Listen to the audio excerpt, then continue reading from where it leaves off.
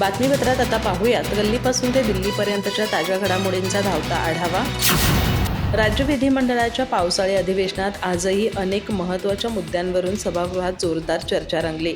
राज्यातील विनापरवाना IVF केंद्र, गर्भलिंग निदानातील गैरप्रकार, ग्रामीण आरोग्य व्यवस्थेतील रिक्त पदं, पीक विमा तसंच जळगाव सामूहिक बलात्कार प्रकरणातील जलद न्यायाच्या मागणीवरून सत्ताधारी आणि विरोधक आमनेसामने आले। आरोग्यमंत्री प्रकाश आंबेडकर यांनी IVF गैरप्रकारांवर मकोका लागू करण्यासाठी पुढील अधिवेशनात कायदेशीर तरतूद करण्याची घोषणा करत सरकारची भूमिका स्पष्ट केली। महाराष्ट्र विधान परिषदेच्या उपसभापती पदांवर अखेर शिवसेना नेते सचिन अहिरे यांची बिनविरोध निवड झाली। महायुतीचे उमेदवार म्हणून त्यांनी अर्ज दाखल केला होता, तर महाविकास आघाडीकडून शिवसेनाचे जगन्नाथ अभ्यंकर रिंगणात होते। मात्र सभागृहाची परंपरा आणि सर्वानुमते निवड व्हावी या भूमिकेतून महाविकास आघाडीने उमेदवारी अर्ज मागे घेतल्यानं आवाजी मतदानाद्वारे सचिन अहिरे यांची एकमताने निवड करण्यात आली।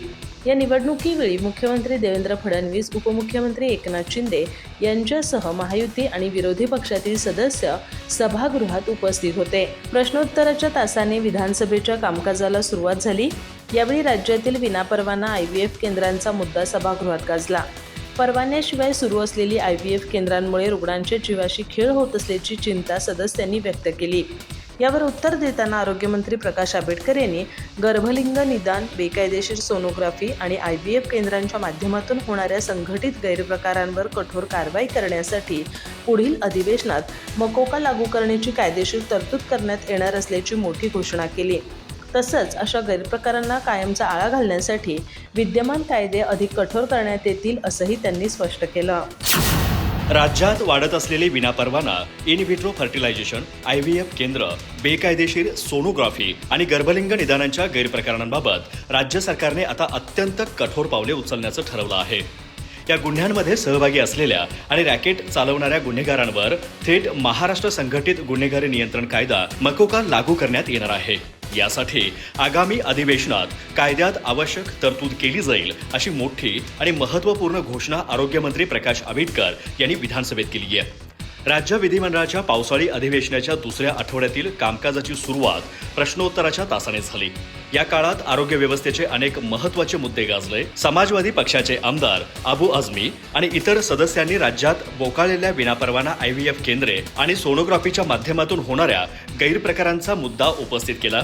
रुग्णांच्या जीवाशी होणारा हा खेळ थांबवण्याची मागणी सदस्यांनी केली। यावर आरोग्यमंत्र्यांनी काही प्रमुख आश्वासनं दिली। प्रश्नोत्तराच्या काळात विधानसभेचे विरोधी पक्षनेते विजय वडेट्टीवार यांनी राज्यातील ग्रामीण आरोग्य व्यवस्थेतील गंभीर त्रुटींवर सरकारचं लक्ष वेधलं। वडेट्टीवार म्हणाले, ब्रह्मपुरी येथील रुग्णालयाचे 100 खाटांच्या रुग्णालयात श्रेणीवर्धन करण्यात आला आहे। मात्र 83 पदे भरण्याच्या मंजुरीचा प्रस्ताव गेली 2 वर्ष मंत्रालयात धूळ खात पडून आहे। इमारत असूनही कर्मचारी नसल्याने रुग्णसेवेचा बोजवारा उडाला आहे। राज्यातील अनेक रुग्णालयांची 50 ते 70% कामे पूर्ण झाली आहेत, पण ती केवळ निधी अभावी रखडली आहेत। अशा प्रकल्पांना तातडीने निधी द्यावा। प्राथमिक आरोग्य केंद्रांवरती, PSCवरती जवळपास 40 ते 50 गावांचा भार असतो। त्यांना सध्या दिला जाणारा 1,60,00,000 निधी अत्यंत अपुरा असून तो किमान 5 कोटी रुपये करावा। कोरोना काळात स्वतःचा जीव धोक्यात घालून काम करणाऱ्या आशा सेविका, अंगणवाडी सेविका, शिपाई आणि कंत्राटी कर्मचाऱ्यांचे प्रलंबित भत्ते आणि देयके तातडीने अदा करावीत। महाराष्ट्र विधान परिषदेच्या उपसभापती पदावर अखेर शिवसेना नेते सचिन अहिरे यांची बिनविरोध निवड झाली। महायुतीचे उमेदवार म्हणून त्यांनी अर्ज दाखल केला होता, तर महाविकास आघाडीकडून शिवसेनाचे जगन्नाथ अभ्यंकर रिंगणात होते। मात्र सभागृहाची परंपरा आणि सर्वानुमते निवड व्हावी या भूमिकेतून महाविकास आघाडीने उमेदवारी अर्ज मागे घेतल्यानं आवाजी मतदानाद्वारे सचिन अहिरे यांची एकमताने निवड करण्यात आली। या निवडणुकीवेळी मुख्यमंत्री देवेंद्र फडणवीस, उपमुख्यमंत्री एकनाथ शिंदे यांच्यासह महायुती आणि विरोधी पक्षातील सदस्य सभागृहात उपस्थित होते। विधान परिषदेतील संख्याबळ लक्षात घेता महायुतीचा विजय जवळपास निश्चित मानला जात होता। तरीही संसदीय परंपरा जपण्याच्या उद्देशाने मंत्री चंद्रकांत पाटील यांनी विरोधी पक्षाला उमेदवारी अर्ज मागे घेण्याचं आवाहन केलं।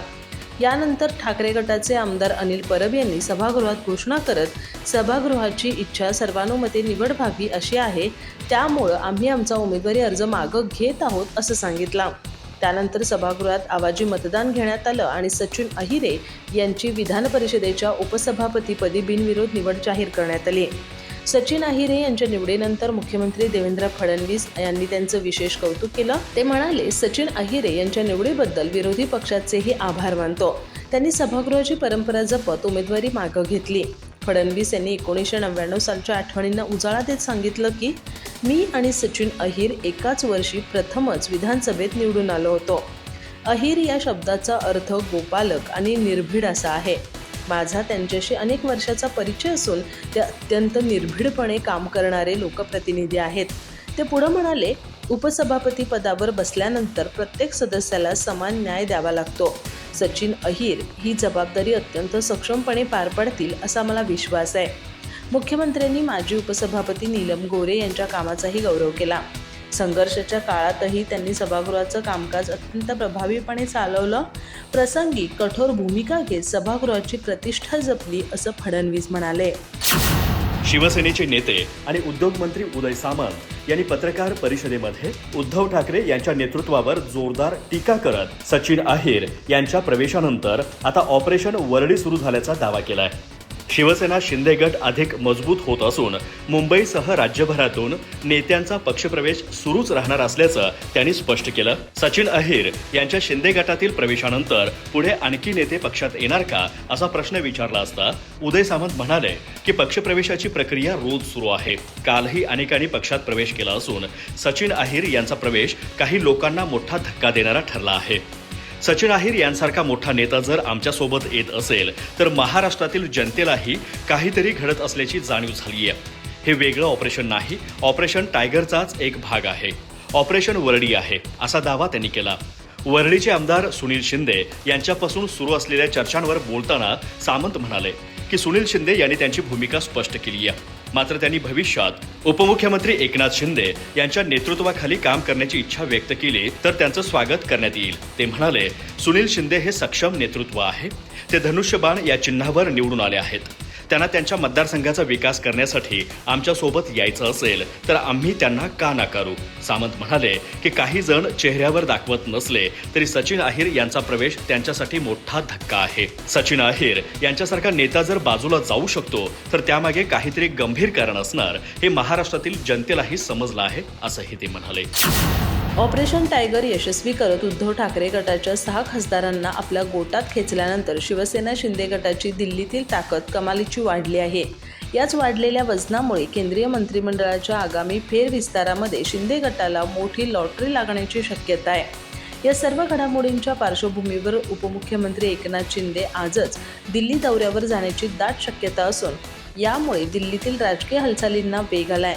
केंद्रीय मंत्रिमंडळ विस्तारात होणारे संभाव्य फेरबदल, नवीन चेहऱ्यांवरून विविध चर्चांना उधाण आले.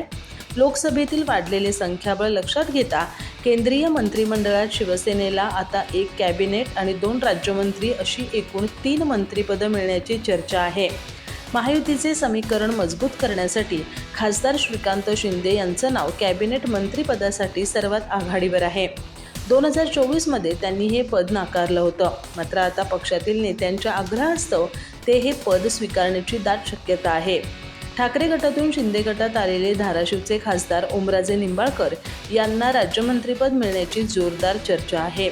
विद्यमान केंद्रीय राज्यमंत्री प्रतापराव जाधव यांच्याकडील आरोग्य राज्यमंत्रीपद काढून ते शिवसेनेच्याच नव्या खासदाराला दिलं जाऊ शकतं. मात्र त्यांचे आयुष मंत्रालयाचा स्वतंत्र प्रभार कायम राहू शकतो. दुसरीकडे उभाटा गटातून नुकतेच शिवसेनेत दाखल झालेले ईशान्य मुंबईचे खासदार संजय दिना पाटील यांचंही नाव मंत्रिपदाच्या शर्यतीत होतं. मात्र मुंबईत पत्रकारांना केलेली जाहीर अश्लील शिवीगाळ आणि धमकीमुळे त्यांची प्रतिमा मलिन झाली आहे. हायकमांड त्यांच्या या वर्तनामुळे प्रचंड नाराज असल्यानं त्यांची संधी हुकल्याचं बोललं जात आहे. पंतप्रधान नरेंद्र मोदी यांच्या शपथविधीवेळी राष्ट्रवादी काँग्रेसला राज्यमंत्रीपदाची ऑफर देण्यात आली होती, जी ज्येष्ठ नेते प्रफुल्ल पटेल यांच्या अनुभवाचा विचार करून राष्ट्रवादीने नाकारल्याची चर्चा होती. या विस्तारात राष्ट्रवादीला कॅबिनेट मंत्रीपद दिलं जाण्याची चिन्ह असून यासाठी प्रफुल्ल पटेल यांचं नाव निश्चित मानलं जातंय. सचिन अहिर यांनी पक्ष सोडल्यानंतर माझ्याशी संवाद साधला आणि हे सर्व अवघ्या 18 ते 20 तासात अचानक घडल्याचा दावा केला. मात्र दुसरीकडे शिंदे गटाचे मंत्री अब्दुल सत्तार यांनी केलेले वक्तव्य अत्यंत गंभीर आणि महत्त्वाचं आहे. ठाकरे गटाचे 6 खासदार फोडण्यात सचिन अहिर यांचा मोठा सहभाग होता आणि म्हणूनच त्यांना उपसभापतीपद देणं गरजेचं होतं असं सत्तार म्हणाले. जर सत्तार यांचा दावा खरा असेल तर आमच्यासारख्या सामान्य शिवसैनिकांचा गोंधळ उडणं स्वाभाविक आहे. एखादी व्यक्ती अवघ्या 5 मिनिटांमध्ये गद्दार होऊ शकत नाही. यामागे नक्कीच काहीतरी दडलेलं आहे जे शोधणं गरजेचं आहे, असा खळबळजनक संशय ठाकरे गटाच्या उपनेत्या सुषमा अंधारे यांनी व्यक्त केलाय. सुषमा अंधारे म्हणाल्या की उद्धव ठाकरे यांनी घेतलेल्या आमदारांच्या बैठकीला बहुधा सचिन अहिर अनुपस्थितीत होते. याकडे त्यांनी लक्ष वेधलं. त्या म्हणाल्या, आजपर्यंत पक्षाने ज्यांना भरभरून दिलं, मोठं केलं, तेच लोक आज पक्ष सोडून जात आहेत. याउलट ज्यांना आजपर्यंत काहीच मिळालं नाही ते सामान्य शिवसैनिक अजूनही जमिनीवर राहून पक्षासाठी प्रामाणिकपणे लढत आहेत. आता तरी या निष्ठावंतांना पदं आणि संधी मिळाली पाहिजे. सुषमा अंधारे म्हणाल्या की महाराष्ट्राने आजपर्यंत कधीही बघितलं नव्हतं असं सुडाचं राजकारण सध्या एकनाथ शिंदे करत आहेत. सद्यस्थिती इतकी भयानक झाली आहे की आता आपल्या सावलीवर आणि विश्वासू माणसांवरही संशय घेण्याची वेळ आली आहे. कोणावर शंका घ्यावी आणि कोणावर नाही असा प्रश्न निर्माण झालाय. आष्टीकर यांना उमेदवारी दिली जाऊ नये असं मी आधीच सांगितलं होतं, कारण हा माणूस कधीही पलटी मारू शकतो याची आम्हाला खात्री होती असंही त्यांनी सांगितलं. मनसे प्रमुख राज ठाकरे यांनी ठाण्यात घेतलेल्या पत्रकार परिषदेत राज्यातील आणि देशातील सध्याच्या राजकीय परिस्थितीवर अत्यंत तीव्र आणि रोखठोक शब्दात प्रहार केलाय. महाराष्ट्रात सध्या सुरू असलेल्या फोडाफोडीच्या राजकारणामुळे राज्याची संस्कृती खराब होत असल्याचा संताप त्यांनी व्यक्त केला. देशात आणि विशेषतः महाराष्ट्रात सध्या अत्यंत घाणेरड्या आणि गलिच्छ पद्धतीनं राजकारण सुरू असल्याचा आरोप राज ठाकरेंनी केला. सत्तेचा अमरपट्टा घेऊन जगात कोणीही आलेला नसतो अशा शब्दात त्यांनी सत्ताधाऱ्यांना सुनावलं. राजकारणाची पातळी इतकी घसरली आहे की समोरचे विरोधक संपवले की त्याच पक्षात अंतर्गत नवे विरोधक तयार होतात. हा निसर्गाचा नियम आहे असं सांगत त्यांनी सध्याच्या सत्ता समीकरणांवर बोट ठेवलं. ऑपरेशन टायगर 3चा संदर्भ देत राज ठाकरे यांनी भाजपला भविष्यातील परिणामांचा कडक इशारा दिला. आज जरी तुम्ही सत्तेत असलात तरी उद्या सत्ता गेल्यानंतर भाजपलाही या सर्व गोष्टींचा आणि फोडाफोडीच्या राजकारणाचा मोठा त्रास सहन करावा लागेल असं ते म्हणाले. आज जे काही राजकारण सुरू आहे त्याचा मोठा फटका पश्चिम बंगाल आणि बिहारसारख्या राज्यांना बसला असून आता महाराष्ट्रही त्याच मार्गावर असल्याची खंत त्यांनी व्यक्त केली. पंतप्रधान नरेंद्र मोदी आणि केंद्रीय गृहमंत्री अमित शहा यांच्यावर बोलताना राज ठाकरेंनी अत्यंत महत्त्वाचे विधान केले. देशात सध्या भाजप जी काही टिकून आहे ती केवळ नरेंद्र मोदी यांच्या चेहऱ्यामुळे आणि प्रभावामुळे टिकून आहे. मात्र सध्या महाराष्ट्रात आणि देशात जे काही फोडाफोडीचे प्रकार आणि घाणेरडे राजकारण पाहायला मिळते ते सर्व अमित शहा यांचं राजकारण सुरू आहे असा थेट आणि गंभीर आरोप त्यांनी केला. आमच्या पक्षातून जे लोक बाहेर पडले आहेत ते सर्वजण लाभार्थी आहेत. ज्यांना जास्तीत जास्त लाभ मिळाला असे लोक आम्हाला सोडून जात आहेत. जे 6 खासदार आम्हाला सोडून गेले त्यामधील 5 जण हे काँग्रेसमधून आमच्याकडे आले होते. आमच्यासारख्याचा विरोध असताना त्यांना पदे देण्यात आली. आम्हाला माहीत होतं हे जास्त काळ टिकणार नाही. राजकारणात माणसांची ओळख ही एका नजरेत व्हायला पाहिजे असं म्हणत संजय राऊत यांनी स्वपक्षालाच टोला लगावला. संजय राऊत म्हणाले की शिंदे हे सर्व गोळा करताना दमतील त्यावेळी त्यांना 5 फूट जागाच लागणार आहे. कुठेतरी थांबलं पाहिजे हे ज्यांना कळत नाही त्यांचा अंत खूप वाईट होतो. शिवसेनेच्या आंदोलनात अहिर कुठे होते? एकनाथ शिंदेंनी बेळगावच्या आंदोलनाचे फोटो दाखवले. सचिन अहिर यांनी राजकीय भविष्यासाठीच शरद पवार यांना सोडलं. शरद पवारांनी तर त्यांना धुळीतून उचलून शिखरावर बसवलं होतं. त्या काळात अहिर यांना राज्यमंत्रीपद देणं खूप मोठी गोष्ट होती. ती शरद पवारांनी केली. त्यांनी शरद पवारांना सुद्धा बेसावध ठेवत शिवसेनेत आले.